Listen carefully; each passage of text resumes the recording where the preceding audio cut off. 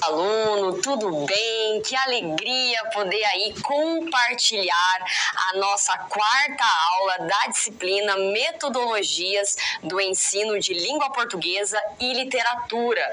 Eu sou a professora Liliane e hoje, nesta aula, o nosso foco, o tema principal é a questão da literatura.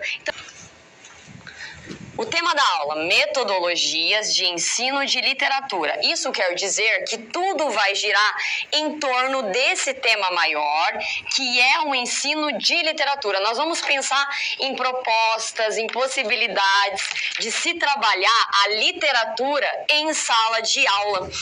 E daí, na última aula, nós abordamos muitas coisas, como, por exemplo,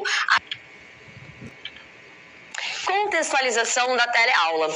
A primeira perguntinha que eu faço para você hoje é a seguinte: como ensinar literatura? Você já parou para pensar? Quais as opções para o ensino de literatura? Aliás, hoje, o nosso foco é esse tema. E é fundamental, inclusive, pensar em estratégias para o ensino de literatura se tornar mais prazeroso e eficiente, no sentido que os alunos leiam e busquem conhecimento. E nós também, claro, possamos auxiliar nesta formação leitora.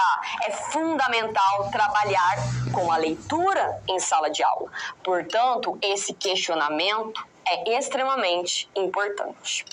No ensino de literatura, deve-se privilegiar o gênero da obra ou o período histórico?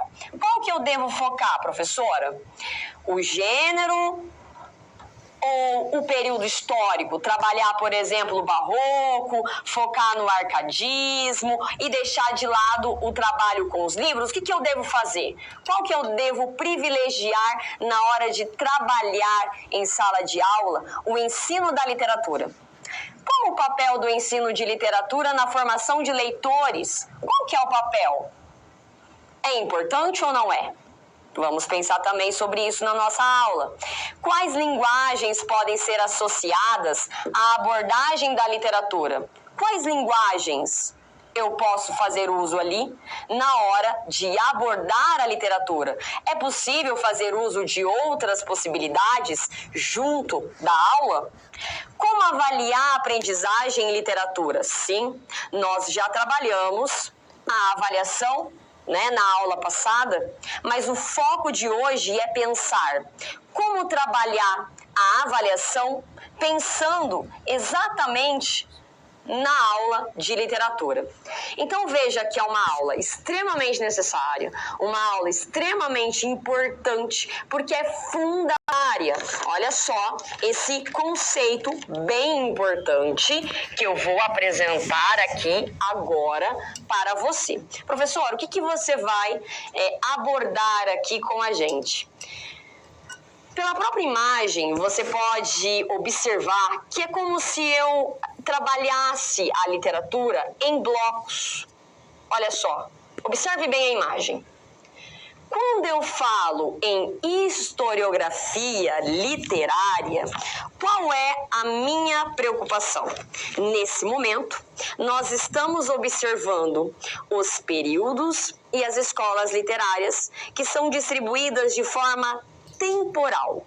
Na literatura brasileira, por exemplo, se inicia lá com os primeiros registros de literatura, lá ainda quando houve o descobrimento do Brasil, entre aspas ali, descobrimento. Então, nesse momento, falando sobre isso, segundo Pereira, ele vai trazer um conceito sobre historiografia. E ele vai dizer que o ensino da literatura brasileira, ele é feito basicamente seguindo as divisões dos períodos literários, que servem como conteúdo de literatura a ser ensinado aos alunos. É uma estratégia muito presente, principalmente por conta dos vestibulares. Então é muito comum, os professores focarem nesta historiografia, no ensino da literatura por escolas literárias, até mesmo por conta, como eu já mencionei, dos vestibulares, vestibulares, do Enem e tudo mais, mas o problema é quando eu trabalho apenas isso e não levo em consideração o trabalho com o texto. Isso é fundamental, apresentar para os alunos possibilidades, trabalhar a leitura. Muitas das vezes isso não acaba acontecendo na sala de aula. Focando aqui no quadro, os períodos literários no Brasil. Aqui nós temos uma divisão destes períodos literários no Brasil. Quais são, professora, estes períodos literários? Primeiro, nós temos aqui o quientismo, que nós começamos, na verdade, o processo historiográfico com o quientismo, com estas obras catequéticas, com as cartas de Pero Vaz de Caminha, essas primeiras considerações sobre o Brasil. Depois, nós temos aqui, de forma muito rasa, gente, rápida, claro, porque o foco aqui não é abordar o tempo todo uma aula de literatura, é apresentar uma proposta de como se trabalhar a literatura, Nós temos aqui um movimento literário, de origem europeia, com ideias mais elaboradas, muitas poesias rebuscadas, e nós temos também, por exemplo, a publicação de Prosopopeia de Bento Teixeira. Depois nós temos o arcadismo, que conforme você deve ter estudado lá no ensino médio, nós temos um retorno ao clássico, a uma relação com o campo. Um exemplo, de escritor é Cláudio Manuel da Costa. Depois nós temos aqui o romantismo, em que há uma preocupação com uma literatura propriamente brasileira, e nós temos como exemplo José de Alencar na prosa. Na poesia nós temos, por exemplo, Gonçalves Dias, Basta você lembrar da independência do Brasil, que aconteceu mais ou menos nessa época. Por isso essa grande preocupação em produzir algo propriamente brasileiro. Nós temos aqui, de forma muito simples, também realismo e naturalismo, uma explicação simples, na verdade, A literatura aqui, ela tem uma preocupação com a realidade, e um escritor, por exemplo, de referência no realismo, Machado de Assis. Nós temos o simbolismo e o pré-modernismo, com a publicação, por exemplo, no pré-modernismo, do Sertões de Euclides da Cunha, em que há uma preocupação com o nacionalismo, o regionalismo. Nós temos também o modernismo, com a Semana da Arte Moderna. Depois nós temos escritores de referência, Oswald de Andrade, Mário de Andrade. O pós-modernismo, que se desenvolveu no século XX, se liga à literatura contemporânea. Mas, professor, o que você destaca para nós é que há várias críticas de alguns estudiosos a esse ensino de literatura que é feito seguindo divisões dos períodos literários. Então, como eu já disse, não tem problema você trabalhar os períodos literários. O grande problema é quando você deixa de trabalhar o texto, o gênero literário, uma crônica, um romance, um conto. Você faz com que o aluno acabe não tendo acesso com o texto. Não é suficiente só trabalhar com fragmentos. Tem muitos professores que trabalham essas escolas literárias e quando precisam dar um exemplo, eles focam em fragmentos. Mas o trabalho da literatura é muito mais valioso do que tudo isso. Segundo aqui, a gente pode observar, o Ellen Warren, 1976, tem uma citação interessante para a gente pensar um pouquinho aqui. Conquanto um período seja, assim, uma secção de tempo a qual se atribui uma certa espécie de unidade, é óbvio que essa unidade só pode ser relativa. Ela significa apenas que durante esse período foi um certo número de normas realizado plenamente. Se a unidade de cada período fosse absoluta, os períodos eles estariam jacentes, colocados uns ao lado dos outros, como blocos de pedras. Então, é claro que ao estudo aí dessas escolas literárias, né, permite e faz com que você tenha contato com determinadas tradições, com a sociedade da época, com a linguagem, né? Por exemplo, a obra de José de Alencar, Senhora, que foi escrita em 1875, olha, ficou ótimo aqui, né? Ela explora a temática do casamento como forma de ascensão social, o comportamento da sociedade carioca da época. Portanto, quando o aluno tem acesso ao livro, ao gênero literário, ele consegue entender melhor o conteúdo, porque ele consegue imaginar o que aconteceu em um determinado período. Continuando. Críticas ao ensino da literatura pelo viés historiográfico. Na verdade, a professora até deu uma adiantada aqui para você, né? Por exemplo, o que está escrito aqui? O que fala essa citação? Autores de obras, eles desfilam um a um através de uma organização linear do tempo, que foi aquela que eu apresentei para você, né? Uma organização ali extremamente linear, na qual se omitem imbricações e relações presentes no traço intertextual inerente à produção literária de um país. Então aqui nós temos informações, muitas das vezes, rotuladas sem abordagem da literariedade, ou seja, aspecto ou propriedade que permite ali identificar ou reconhecer um texto como literário ou como não literário. Além disso, preciso destacar que, ao estudar uma escola literária, por exemplo, você observa, vamos supor, Machado de Assis. Machado de Assis, embora pertença ao realismo, você observa, né, que os primeiros livros, os primeiros romances elaborados por Machado de Assis, eles não eram necessariamente pertencentes ao realismo. Na verdade, as primeiras obras dele se referem ao romantismo, tem muito mais característica da escola literária do romantismo.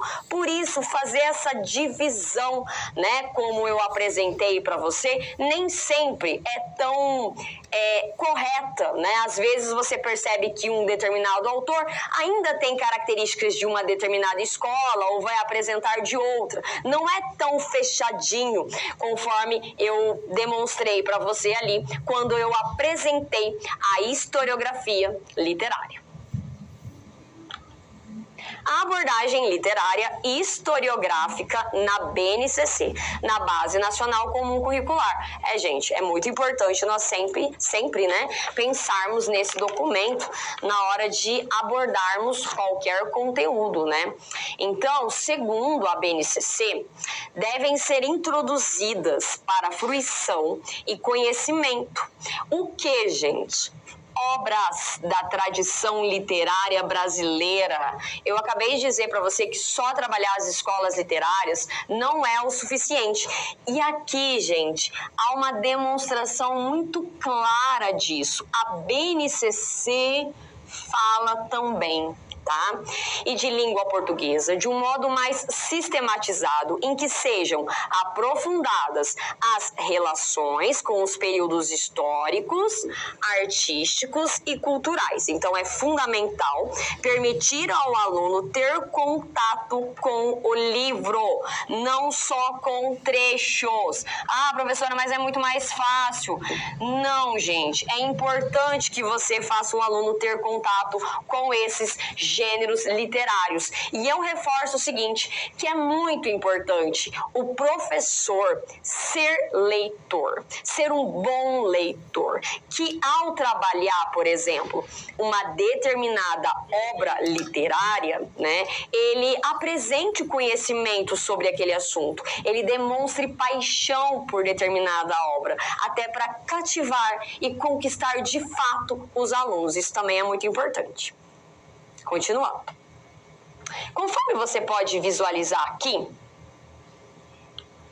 só voltando um pouquinho, a abordagem literária historiográfica na BNCC. Então, essa abordagem, né, de obras significativas, ela pode ser feita tanto no eixo diacrônico, segundo a BNCC, gente, uma série de transformações que ocorrem no tempo, quanto, por exemplo, no eixo sincrônico, né, da maneira como é hoje, ficando a critério local estabelecer ou não a abordagem do conjunto de movimentos estéticos, obras e autores, de forma linear. Então eu posso fazer isso de forma linear, eu posso fazer isso de forma crescente, eu posso trabalhar essas escolas, esses movimentos estéticos de forma decrescente, se eu quiser, desde que, atenção de novo, a leitura efetiva de obras selecionadas, ela não seja prejudicada. Olha o que a BNCC fala, gente. Eu posso trabalhar de forma linear, eu posso trabalhar de forma crescente uma escola literária, né, começando ali do romantismo, realismo, enfim. Eu posso mudar a ordem, se eu quiser, trabalhar de forma decrescente, mas o mais importante é que eu não deixe de trabalhar o texto, o livro em sala de aula. Isso é muito importante. Próximo conceito, o ensino de literatura pelos gêneros literários. A professora acabou de citar aqui para você os gêneros literários, né? Mas agora eu vou fazer uma explicação, né? Uma explicação melhor sobre este conceito aqui. Gêneros literários. Segundo Moisés, o que vem a ser, professora, esses gêneros literários, né? Em literatura, os gêneros, eles designam famílias de obras dotadas de atributos iguais ou semelhantes. Ou seja, os gêneros literários agrupam obras que apresentam características semelhantes de forma e conteúdo. E quando o aluno ele entra em contato com esses gêneros de cada período e vê somente aspectos teóricos, né, ele deixa de vivenciar a obra e tudo que ela traz de importante para a compreensão do período, dos aspectos sociais, etc. Então é muito importante trabalhar, né, esses gêneros literários, porque eles oportunizam isso ao aluno, ter contato com a questão histórica, ter contato com a obra, com os personagens, com o narrador e assim sucessivamente, se for, por exemplo, né, uma obra narrativa, né, um gênero narrativo, por exemplo. Então é muito importante que seja trabalhado esses gêneros literários. E aí, quando eu falo em gêneros literários, eu não estou falando dos gêneros discursivos. Acho que nós discutimos muito isso durante as nossas aulas, né? A importância dos gêneros discursivos. Na última aula eu frisei, falei para você, né, sobre os gêneros discursivos, mas o foco da aula de hoje é pensar nos gêneros literários, esses gêneros que trabalham com a ficção, por exemplo, o conto, o romance, a crônica e assim sucessivamente. Então, o foco são os gêneros literários, tá? Não de maneira geral, como eu estava abordando na última aula, sobre os gêneros discursivos, até porque o tema da nossa aula de hoje é literatura. Continuando. Aqui no quadro, para explicar um pouquinho mais, né? Nós temos as manifestações da palavra nos gêneros literários. E o primeiro conceito, né, a primeira palavra aqui que eu apresento para você é a palavra narrada. Quando eu falo em palavra narrada, nesse momento eu estou abordando os gêneros narrativos, né? E encontramos ali, por exemplo, um gênero narrativo, a figura do narrador, né? Nós temos encarregado ali de contar uma história, nós temos personagens e assim, né, sucessivamente. Aqui nós temos alguns exemplos desse gênero épico. Nós temos, por exemplo, a epopeia, a fábula, a novela, o conto, a crônica e o romance. Todos eles têm uma preocupação, né, em narrar algo. Né, em narrar, em contar uma história sobre algo, uma narrativa com personagem, narrador, etc. A palavra representada. Quando eu falo em palavra representada, isso quer dizer, né, que eu estou me preocupando com a encenação. E na encenação, nós temos, por exemplo, o gênero dramático. E aqui nós temos algumas possibilidades, né? Alguns gêneros literários. Nós temos, por exemplo, o alto, a comédia, todos eles permitem uma encenação. A tragédia, a tragicomédia, por exemplo, o Alto da Compadecida, a farsa, né? Quando eu falo em palavra cantada, nesse momento, a minha preocupação é expressar os sentimentos. E quando eu falo em expressar o sentimento, nada melhor do que o gênero lírico. E aí eu tenho alguns exemplos, né? Elegia, composto por versos com tom triste. Ode, por exemplo, que é um poema de tom entusiasta, né? A écloga, que é um poema bucólico, e o soneto, que é um poema de 14 versos, né? Lembrando aí das aulas de literatura, 2 tercetos e 2 quartetos ali. Então, olhem só as possibilidades para se trabalhar em sala de aula, né? Aqui eu mostro para você alguns gêneros literários importantes. A relevância da abordagem dos gêneros no ensino de literatura. Quando o aluno ele não entra em contato, né, com os gêneros de cada período literário e ele só vê aspectos teóricos, deixa de vivenciar a obra e tudo que ela traz de importante para a compreensão do período. Então isso acaba sendo bem preocupante, porque eu não faço o meu aluno ter contato, por exemplo, com a riqueza do período, com a história da época e por aí vai.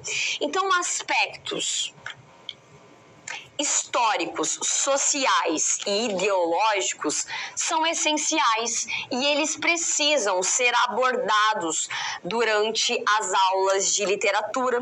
Então, um exemplo, vamos pensar aqui na obra O Cortiço de Aloísio de Azevedo, escrita em 1890. Eu poderia simplesmente trabalhar o naturalismo ali com meu aluno, explicar e pegar um pequeno fragmento da obra, mas quando eu oportunizo e faço meu aluno ter contato com esse livro, com certeza a aula fica muito mais interessante, porque ele vai conseguir perceber ali na obra, por exemplo, né, a formação dos cortiços, a realidade do Rio de Janeiro na época, a formação das primeiras favelas, e o aluno só consegue fazer isso quando de fato ele lê o livro ali. Continuando. A abordagem literária via gêneros na BNCC. O que a BNCC fala sobre isso? Deve-se levar o aluno a perceber as peculiaridades estruturais e estilísticas de diferentes gêneros literários para experimentar os diferentes ângulos de apreensão do indivíduo e também do mundo pela literatura. Nesse caso, né, falamos sobre a questão do aluno vivenciar, perceber, né, pode trabalhar conto, pode trabalhar poema, pode trabalhar, enfim, romance. A abordagem literária via gêneros na BNCC, continuando ainda, tá? Por meio dos gêneros, o aluno ele pode identificar a apreensão pessoal do cotidiano nas crônicas, a manifestação livre e subjetiva do eu lírico diante do mundo nos poemas, a múltipla perspectiva da vida humana e social nos romances, a dimensão política social de textos da literatura marginal e da periferia. Então, olha só como uma aula pode ficar extremamente rica quando eu oportunizo o meu aluno ter contato com esses gêneros literários, um romance, um poema, um conto, e claro, ali foi citado a literatura marginal. Eu, por exemplo, já trabalhei a literatura marginal com os meus alunos, que tem esse foco na periferia. Eu trabalhei o livro Capão Pecado, do Ferrez, e ao trabalhar este livro, por exemplo, eu pedi para os meus alunos, né, coloquei uma letra de rap, né, e como eles são alunos da periferia, eram alunos ali da periferia, uma escola mais afastada, né, do centro, enfim, e tinham uma condição financeira muito difícil, eu tive que pensar em uma obra, um livro, para me aproximar da realidade deles. Aí eu pensei, por que não trabalhar a obra do Ferrez, né, que é um livro que tem uma preocupação em demonstrar a realidade das favelas, como Capão Pecado. Foi uma aula extremamente interessante, porque pela primeira vez, né, uma aula não, foram aulas, né, porque eu pude ver os meus alunos lendo o livro. Então, para mim, isso foi fantástico e claro, né, eles extremamente apaixonados ali por rap, eles realmente participaram da aula, né. Então, eu trabalhei o rap junto com o romance Capão Pecado, só como um exemplo para demonstrar isso para você. Continuando.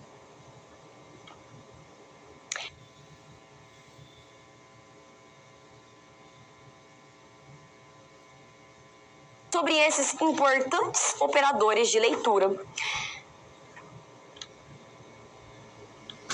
Processo de letramento que se faz via textos literários. O que eu vou destacar isso aqui para você? Segundo o COSSOM 2009, né, é possível fazer esse processo de letramento via textos literários. E ele vai dizer ainda que esse processo, conforme você pode visualizar, que esse processo de apropriação da literatura enquanto construção literária de sentidos. Quem fala isso?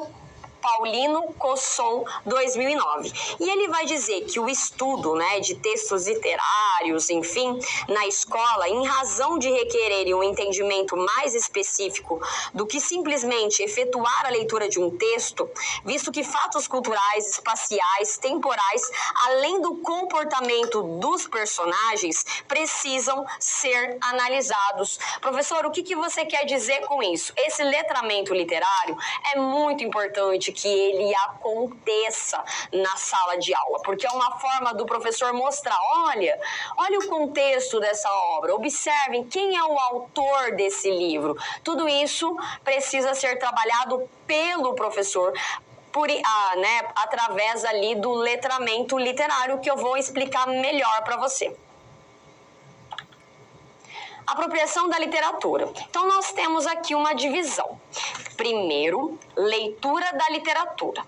Depois, ensino da literatura.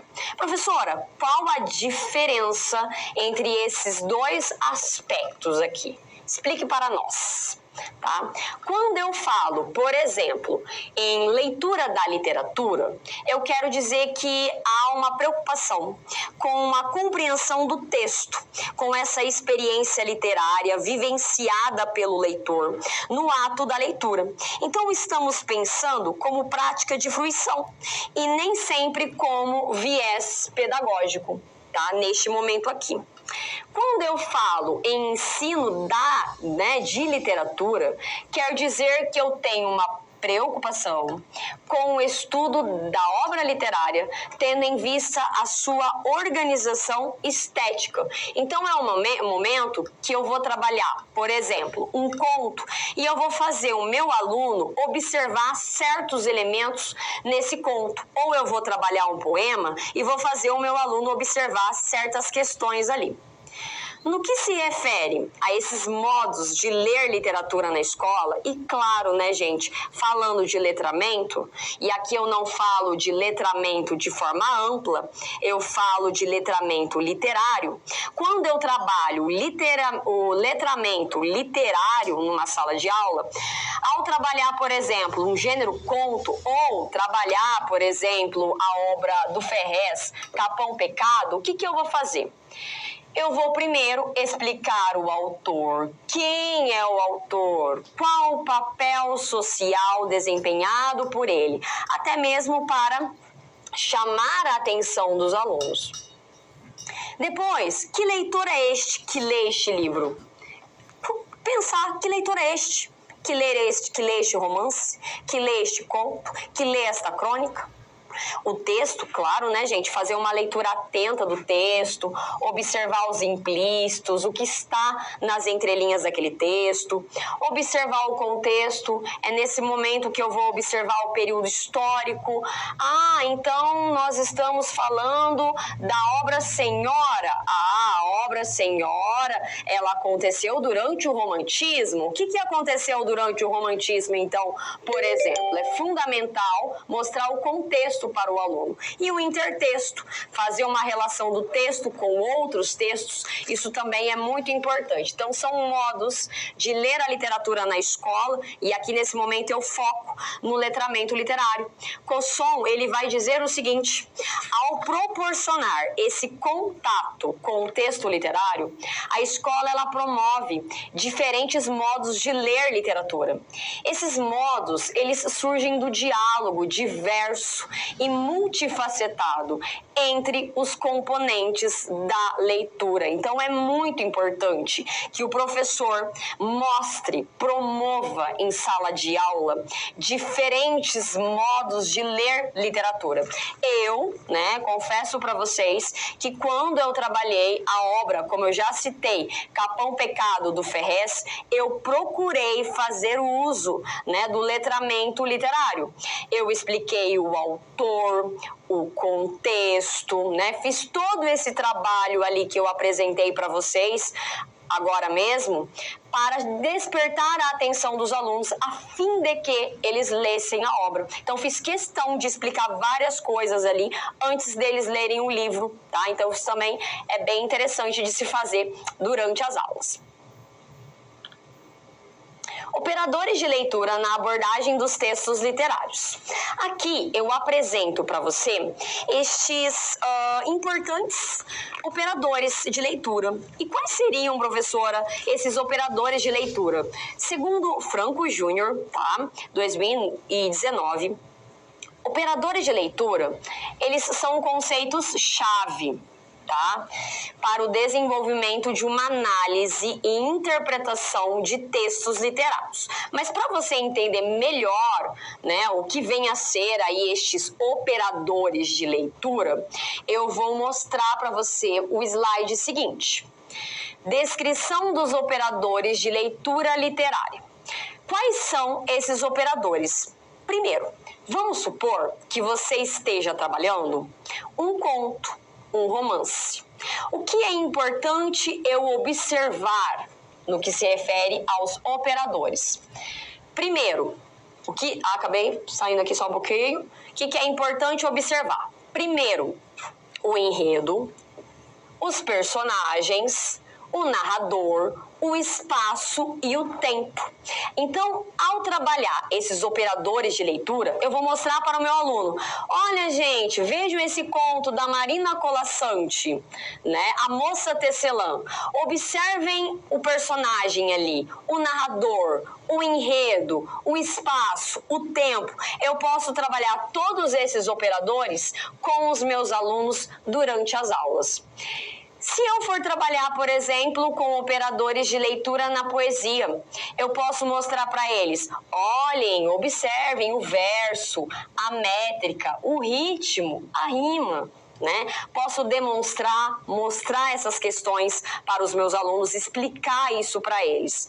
Operadores de leitura do texto dramático. Então, se eu for trabalhar um texto dramático, eu posso, de repente, mostrar a ação, o diálogo, o conflito ali, o personagem, o espaço, o tempo e assim, sucessivamente. Então, são conceitos muito importantes a serem trabalhados com os alunos nas propostas de análise literária. E aí, gente, para fechar aqui esse momento, né? O letramento literário, segundo Cosson, é uma prática social e, como tal, ele é uma responsabilidade da escola. Ou seja, é fundamental nós formarmos leitores, mas principalmente leitores críticos que consigam observar as entrelinhas, o que esse texto quer passar. Então, o professor, né, tem esse papel, por isso que é tão importante trabalhar os operadores, né? É fundamental você trabalhar o letramento literário, como a professora acabou de explicar para você. Continuando. Agora, né, nós vamos fazer aqui uma atividade, né, de literatura na escola. E essa atividade é uma situação-problema. Olha só que situação-problema bem interessante, porque faz parte aí do nosso dia a dia. Carlos, que é professor de literatura, pensa numa estratégia para iniciar o estudo do período do modernismo com os seus alunos. Olha só, ele está super preocupado, vai trabalhar literatura e está pensando como que eu posso fazer isso de forma diferenciada, que atinja ali os meus alunos. Como estratégia, ele escolhe primeiro apresentar um filme, então ele apresenta ali para os alunos um filme. Ele pensou, na verdade, né? Uma música e um quadro que seja baseado em obras modernistas. Ele apresenta essa ideia a seus alunos e um deles questiona se não seria melhor o professor passar a matéria no quadro ou indicar um livro para que eles pesquisem sobre a época, pois estão acostumados a assimilar o conteúdo de uma forma bem tradicional. Olha só que situação-problema interessante e que acontece sim na sala de aula. Porque às vezes o professor quer fazer algo diferente, quer inovar, né? Trabalhar a literatura de forma diferenciada, mas ele pode se deparar com essas situações, como no caso ali que eu demonstrei para você do professor. Os alunos, né, acostumados com a aula tradicional, a só copiar as coisas do quadro, eles começaram a questionar o trabalho do professor. Ué, professor, você vai trabalhar literatura mesmo? Porque a aula, para mim, é copiar as coisas, né? E aí, o que esse professor precisa fazer para mostrar isso para os alunos e para a escola? Olha só a nossa situação-problema ali. Algumas possibilidades, na verdade, né? Problematizando a situação-problema. Como o Carlos poderia vencer essa resistência dos alunos com novas metodologias de ensino de literatura? Como que ele pode fazer isso, gente? Será que conhecer os movimentos literários e entender as obras por meio dos acontecimentos históricos são recursos favoráveis para despertar o interesse pela leitura? Será que só isso é o suficiente? Pensa um pouquinho nesses questionamentos e aqui nós temos resolvendo a situação-problema. Bom, primeiro, né, gente, daqui a pouco eu vou até mostrar isso para você melhor. Trabalhar com filme, trabalhar com música é algo que agrada demais os alunos. Eu fiz isso muitas vezes, né, durante as minhas aulas e sempre deu muito certo, tá? Então, o filme, a música, o quadro de uma obra de arte, tudo isso está interligado à literatura, já que são formas de arte. Assim, estudar os movimentos literários brasileiros, por exemplo, é o mesmo que observar o comportamento da sociedade diante dos acontecimentos históricos de cada época. Mas, claro, o que o professor poderia, né, fazer nessa situação, para nós pensarmos um pouquinho aqui? Gente, primeiro, um bom planejamento.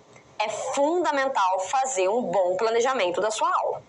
Depois de feito um bom planejamento, organizar bem a sua aula, é muito importante você conversar com a coordenação, com as pedagogas, com a equipe da escola, você apresentar o seu trabalho. Toda vez que eu procuro trabalhar algo diferente numa escola, por exemplo, eu sempre procuro conversar com a direção e com as pedagogas, porque caso eu venha a ter algum problema, elas estão cientes e elas conhecem o meu planejamento. Depois disso, é claro, ser transparente com os alunos, apresentar ali os objetivos da aula, mostrar mostrar para eles a importância de se trabalhar, por exemplo, a música, de se trabalhar, por exemplo, o conto. A música, né, a música, o teatro e assim, né, entre outras opções ali. Tudo isso o professor precisa demonstrar para que o aluno veja sentido na aula do professor e a importância da aula do professor. Olha só ali no nosso material, continuando. O trabalho com a literatura na sala de aula. Agora é o nosso momento interação, gente. Então, aqui eu tenho uma perguntinha para fazer para você. Na sua opinião, por que a literatura não tem sido explorada corretamente na escola? Um tempinho para você pensar e já vamos trabalhar. Pergunta, na sua opinião, por que a literatura não tem sido explorada corretamente na escola? Primeira possibilidade, né? A questão da formação continuada. O professor, ele precisa ser, coloca aí na sua cabecinha isso daí, um eterno estudioso, um eterno pesquisador. Para você inovar nas suas aulas, você precisa estar o tempo todo estudando. Formação continuada. 2. A própria estrutura da escola também. Às vezes, não há livros o suficiente ali na biblioteca. Então, isso acaba atrapalhando também o trabalho do professor. A questão de ter muitas aulas, isso também pode prejudicar. Então, há algumas possibilidades de resposta aqui que eu apresento para você, né? Formação continuada, a questão da estrutura da escola, né? Enfim, inúmeras coisas aí que podem prejudicar o trabalho com a literatura. Continuando. Próximo conceito, ensino de literatura e formação de leitores. Vamos prestar atenção aqui agora nesse conceito tão importante, que é falar um pouquinho mais sobre a formação de leitores. Então, observe. Leitura e sociedade brasileira.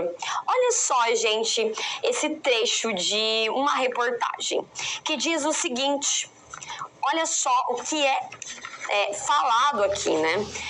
Jovens leem mais no Brasil, mas hábito de leitura diminui com a idade.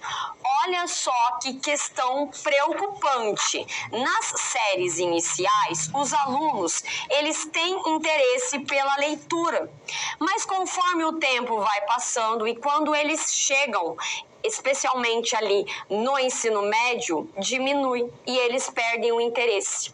Por que será, gente, que isso acontece, né? Na verdade, até um questionamento para nós, não precisa responder, é para nós pensarmos mesmo. E aí, qual que é o papel da escola na manutenção do hábito de leitura? O que a escola pode fazer em relação a isso? Segundo Pereira, 2017, é papel da escola, gente, formar leitores. Entretanto, as escolas públicas dependem muitas vezes das políticas implantadas pelo poder público que as mantém. Então, por conta dessas políticas implantadas, muitas das vezes esse ensino da literatura acaba não acontecendo de forma satisfatória, porque não há livros o suficiente na biblioteca, não há um espaço para o aluno ler. Então, tudo isso, de certa forma, acaba prejudicando, né?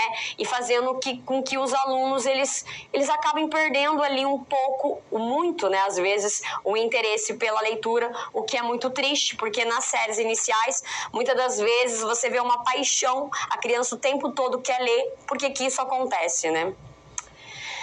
Políticas públicas de incentivo à leitura.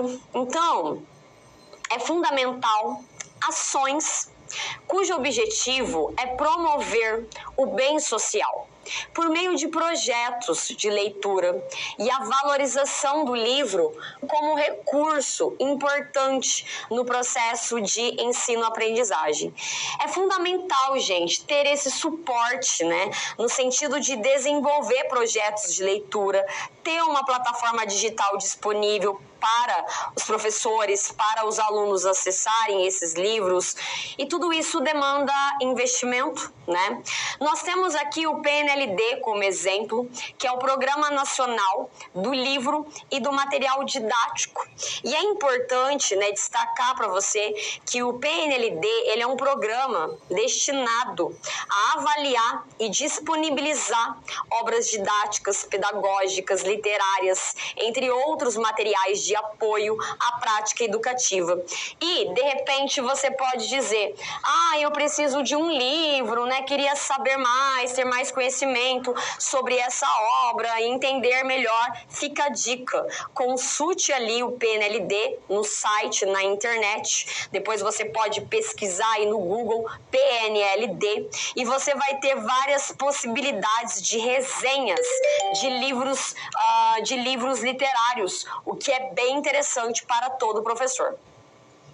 A formação do leitor. E aí, gente, o que é preciso destacar para você? É preciso promover a formação de um leitor que não apenas compreenda os sentidos dos textos, mas também que seja capaz de fruí-los.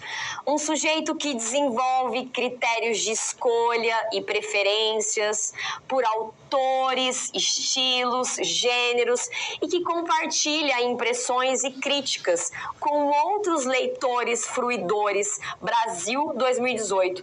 Gente, é maravilhoso. Eu acho que é uma experiência maravilhosa para o professor de língua portuguesa quando você vê o seu aluno de fato lendo, né? Eu já tive a oportunidade de constatar isso em algumas aulas minhas, alunas que compartilham o conhecimento, que compartilham ideias, que compartilham livros. Olha, eu tenho um livro tal, eu li esse livro, que tal você ler? Eu acho que é o grande objetivo ali, né? Além também dessa formação crítica, é você ver o aluno de fato lendo, né? Mais do que trabalhar uma escola literária, é você ver o seu aluno trocando livros, trocando ideias sobre uma determinada obra. Isso é maravilhoso para qualquer professor de língua portuguesa e vocês vão experimentar isso na prática também, eu espero. Continuando. Os diferentes leitores. E aí eu vou destacar para você aqui que nós temos diferentes leitores, né? Nós temos, por exemplo, aqui algumas possibilidades. Primeiro, esse leitor contemplativo. Professora, o que vem a ser este leitor contemplativo? Aqui tem o sentido, permanência, mas só isso não é o suficiente. É esse leitor que ele se isenta ali, ele se isenta assim totalmente, eu vou até usar a palavra isentar, tá? Ele isenta de situações mundanas para se concentrar numa atividade solitária, ele não tem pressa para terminar o livro. Então, quando a pessoa tem este perfil, ele é um leitor contemplativo. Uma outra possibilidade, leitor movente. Leitor movente é a mesma coisa que fugacidade. O que é isso, professor? É aquele, professora, né? É aquele leitor, principalmente aí depois do desenvolvimento aí das tecnologias, do período industrial, com todas as mudanças que tivemos na sociedade, enfim, é aquele leitor que lê tudo ao redor rapidamente e com menos concentração e com pressa. É o leitor que está entre o contemplativo e o imerso. Ele lê, mas ele tem pressa porque ele tem muita coisa para fazer. Então ele é o leitor movente. Nós temos também o leitor imersivo. O que é esse leitor imersivo? Aqui nós temos a explicação do lado, hipertextualidade. Eu até expliquei para você isso aqui já durante as nossas aulas.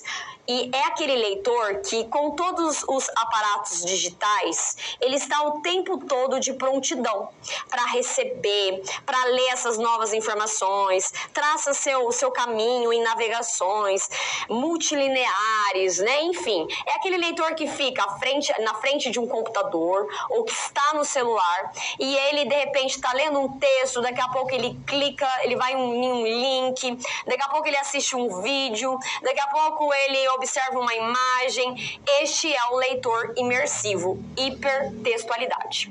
E nós temos o leitor ubíquo. O que é esse leitor ubíquo?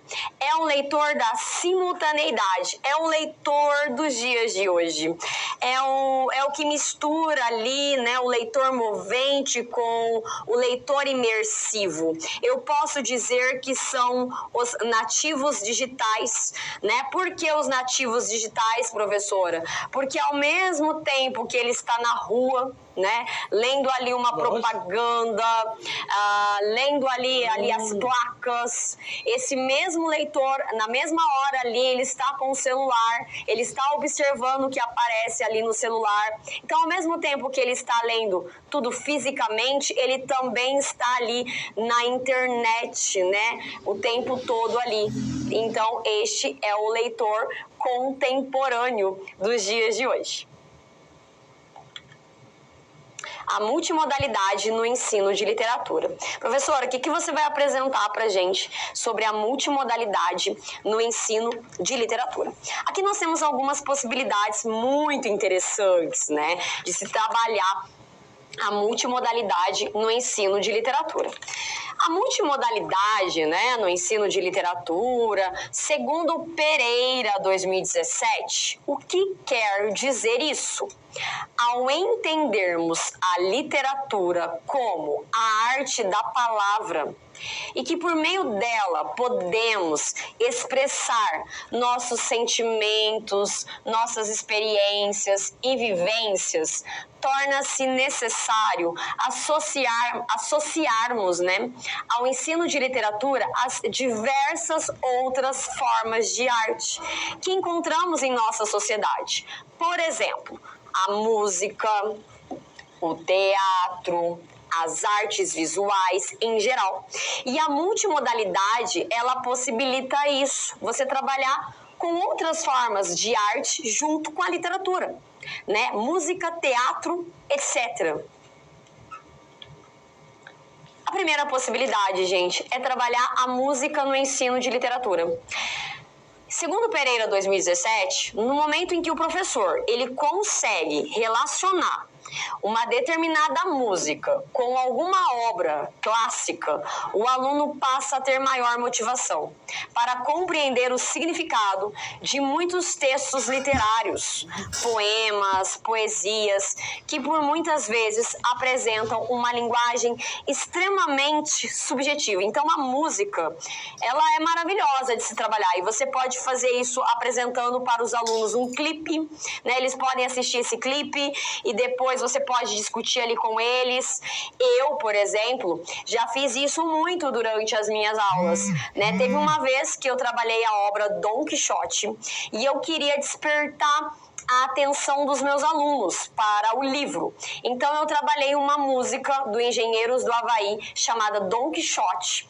E os alunos, assim, eles amaram, participaram muito da aula naquele dia. Porque, como eu já mencionei, os alunos gostam muito de música. Quem não gosta de música, né? Os adolescentes, então, nem se fala. Já trabalhei rap com eles, né? Para trabalhar, por exemplo, Capão Pecado, né? Trabalhei as músicas ali dos Racionais. E os alunos, eles ficaram muito presos à aula, pelo menos eu senti isso, né? Teve um envolvimento ali dos adolescentes. Continuando. Uma outra forma de trabalhar que, assim, eu sou apaixonada, que eu acho que torna a aula muito mais interessante, né? E é uma possibilidade muito rica para você pensar na hora de trabalhar a literatura na sala de aula, é o teatro.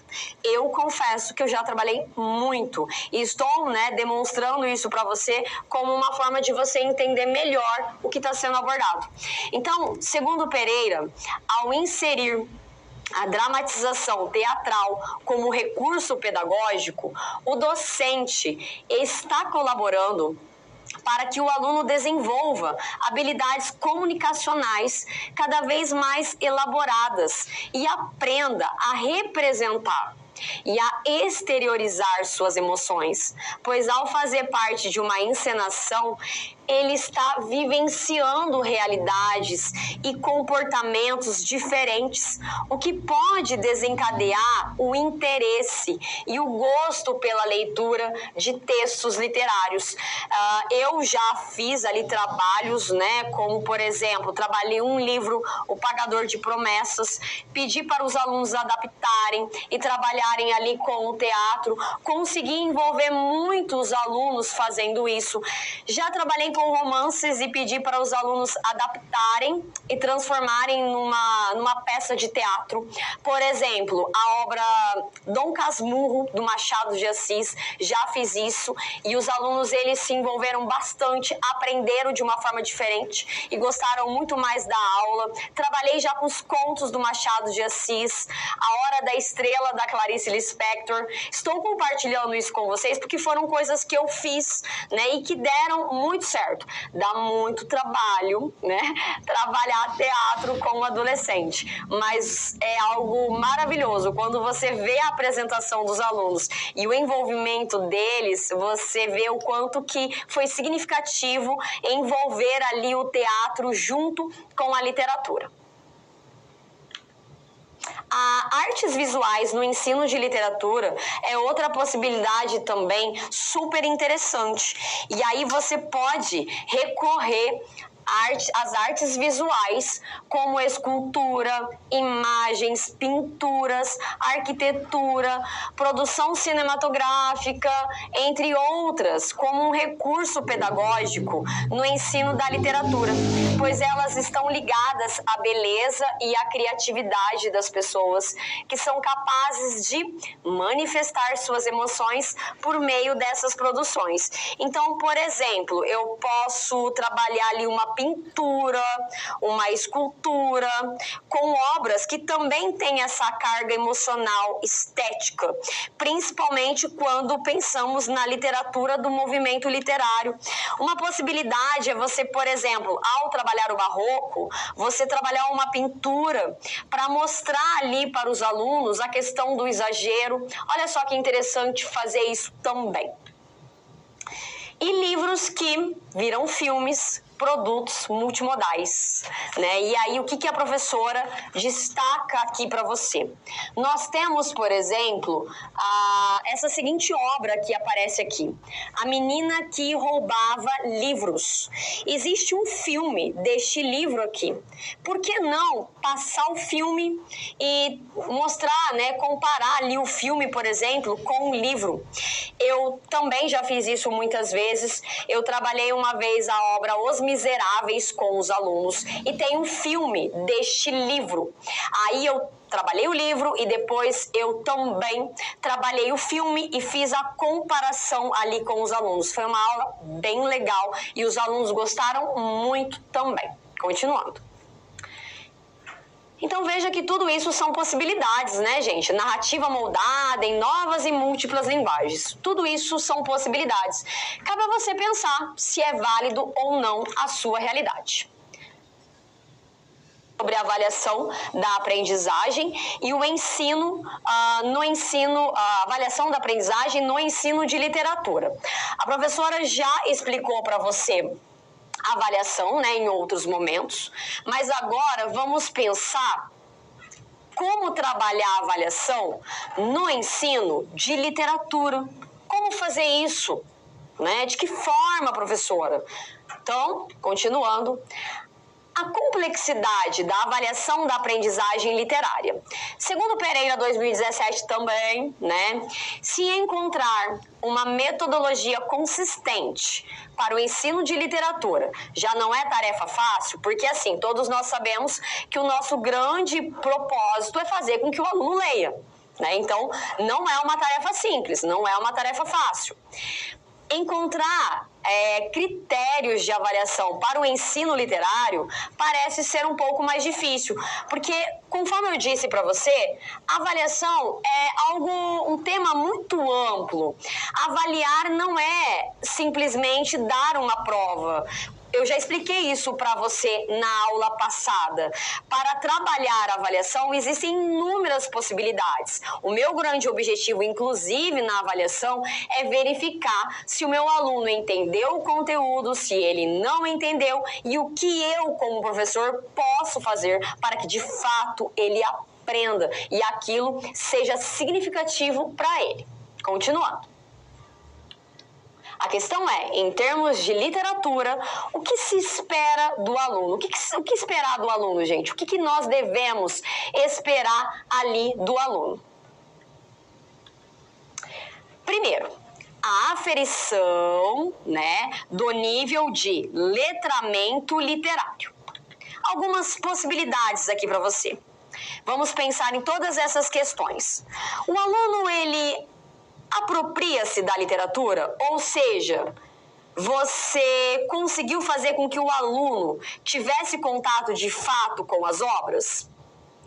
O aluno reconhece especificidades dos gêneros literários? Precisou ao seu aluno ter contato com uma crônica, um romance, um conto? Melhor dizendo, o aluno sabe as diferenças? Ele sabe ou não sabe? Você oportunizou isso a ele? Ou você nunca oportunizou? O aluno conhece e mobiliza operadores de leitura literária? Ou seja, ele para observar o narrador, o personagem, se é protagonista, antagonista. Ele para observar essas questões? Você apresentou isso para ele? O aluno estabelece relações entre texto e contexto? Ele consegue ler uma obra e pensar no contexto histórico? O que estava acontecendo naquele período, naquela época? O aluno percebe no texto indícios de intertextualidade, se há comparação de um texto com outro texto, por exemplo? O aluno reconhece marcas de autoria nos textos? Isso de fato acontece ou não? O aluno se identifica como leitor? É um aluno que de fato lê, gente, e diz que é leitor? O aluno é de fato leitor? Porque o grande objetivo do professor é este, que o aluno seja leitor. Esse seu aluno, ele é de fato leitor? Toda esta aferição é muito importante de ser feita quando eu for trabalhar, por exemplo, um determinado instrumento avaliativo. E aí essas formas de avaliação da aprendizagem literária podem ser feitas, por exemplo, da seguinte forma: uma avaliação diagnóstica, que é para eu observar o que o meu aluno sabe e o que ele não sabe. Eu posso trabalhar, por exemplo, avaliações por competências e habilidades. Eu posso trabalhar, por exemplo, a avaliação formativa. Quando eu falo avaliação por competências e habilidades, só para nós lembrarmos da nossa última aula. Eu posso dar uma situação-problema e pedir para o meu aluno verificar se ele conseguiu mobilizar ali as competências e habilidades para fazer aquela atividade. E a avaliação formativa, que envolve aí diferentes possibilidades, Eu posso trabalhar um debate, um teatro, olha quantas coisas eu posso fazer, que não seja necessariamente um instrumento prova. Segundo Pereira, 2017, a literatura, gente, ela precisa ser estudada e avaliada de uma forma que o aluno ele possa perceber a sua dinâmica e não como algo estático.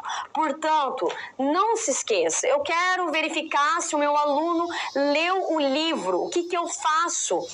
Eu posso trabalhar um debate, eu posso trabalhar um seminário, dar uma situação problema para eles resolverem em grupo e não necessariamente simplesmente dar uma prova com várias questões objetivas para verificar se o meu aluno entendeu ou não. Eu posso até fazer isso, mas há outras possibilidades bem mais interessantes. Continuando. Agora, nós ir para uma situação problema, trabalhando o livro em sala de aula. E aqui na nossa situação problema, você tem aqui um professor de literatura. Esse professor de literatura, né, trabalha em uma escola da rede privada de ensino.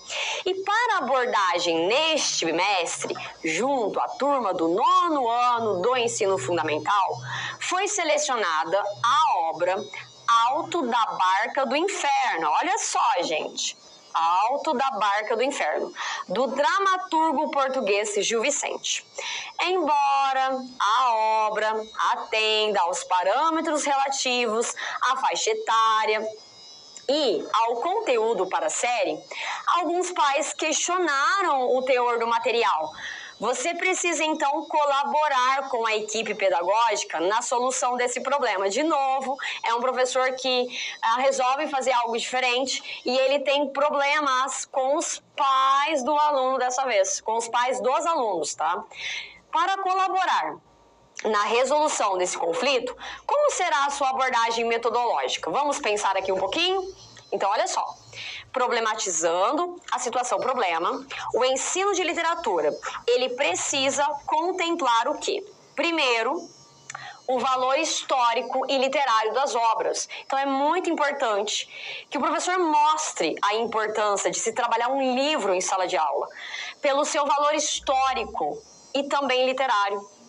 Os princípios ideológicos e morais que perpassam o conteúdo das obras, relacionando-os com a realidade contemporânea. Então, é fundamental que o professor também demonstre isso. Os aspectos estéticos, éticos, sociais e culturais identificáveis na obra. Então, quando os pais questionam, eu posso mostrar ali esses aspectos. O papel que a linguagem desempenha na construção dos sentidos emergentes, no processo de leitura e também fruição dessas obras.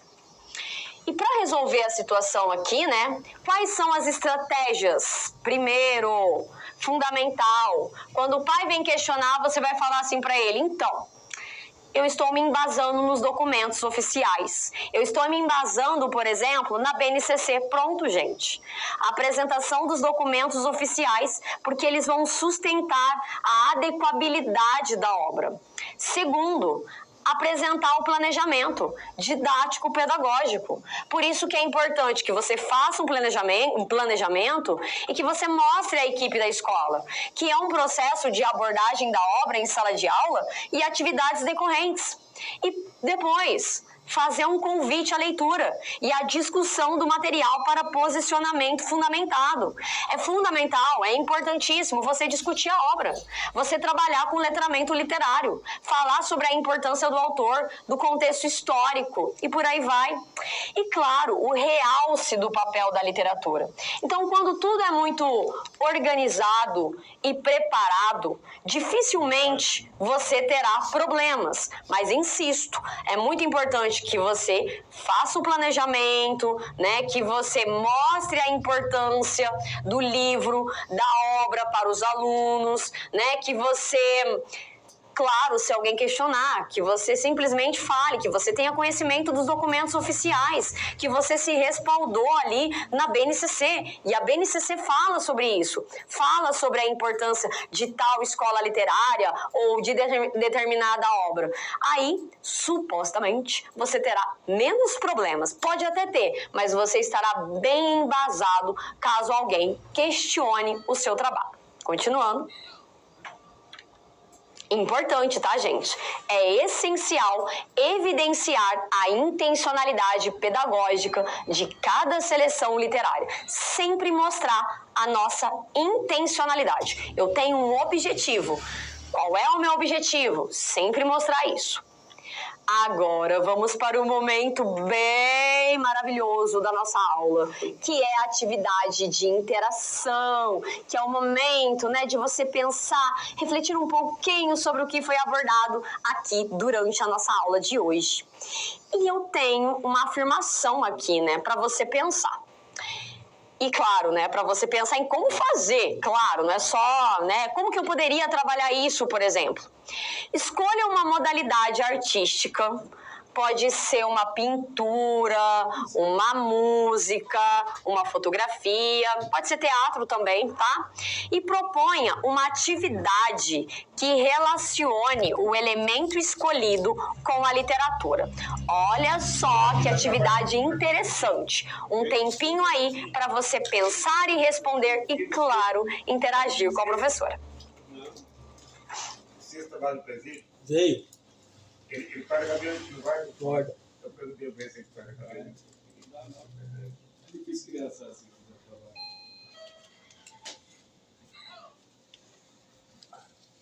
Quietinho. Quietinho, É né? isso no menino quietinho. É, obrigado, obrigado. Nada.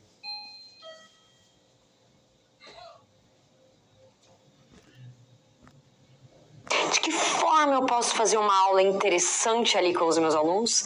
Vamos ao quadro.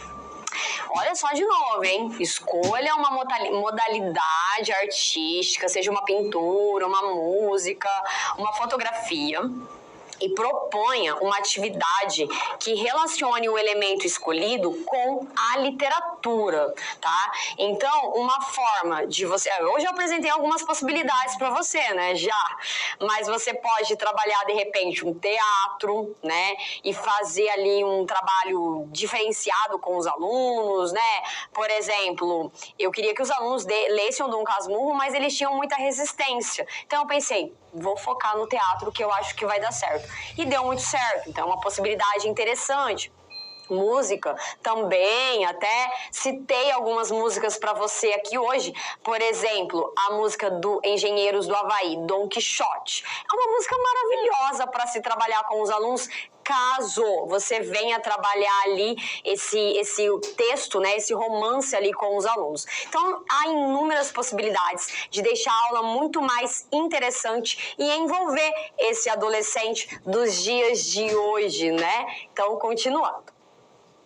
Bom, querido aluno, vamos fazer o fechamento aqui, a revisão da nossa aula, tá? E aí, professora, o que você vai destacar para nós? O que você vai destacar para nós neste momento?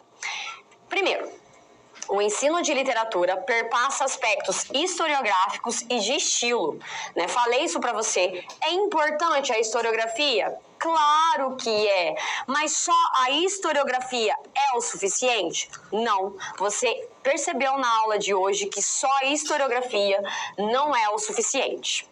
O ensino de literatura deve fundamentar-se nas premissas do letramento literário. Então, ao trabalhar uma obra, eu posso mostrar o autor, o contexto, várias outras questões extremamente necessárias para o aluno ter um olhar crítico sobre o texto.